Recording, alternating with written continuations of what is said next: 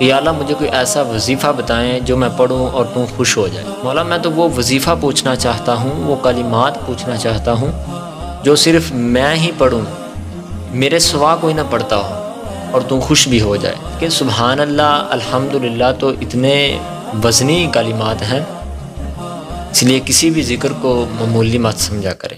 السلام علیکم ورحمۃ اللہ۔ الحمدللہ والصلاۃ والسلام علی رسول اللہ۔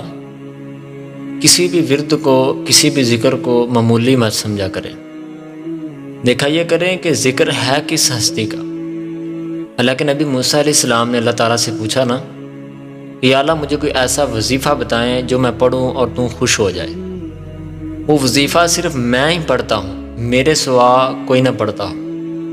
تو اللہ پاک فرماتے ہیں میرے نبی موسیٰ تو پڑھا کر لا الہ الا اللہ۔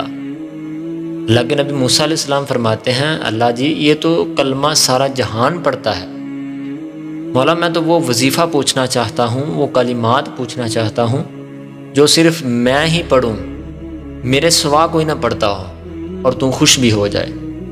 تو اللہ پاک فرماتے ہیں میرے نبی موسیٰ تو نے اس کلمے کو معمولی سمجھا ہے؟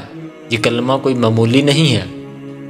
ترازو کے ایک پلڑے میں ساتوں آسمان اور زمین رکھ دیے جائیں اور دوسرے پلڑے میں لا الہ الا اللہ رکھ دیا جائے تو پھر بھی لا الہ الا اللہ کا وزن زیادہ ہو جائے گا۔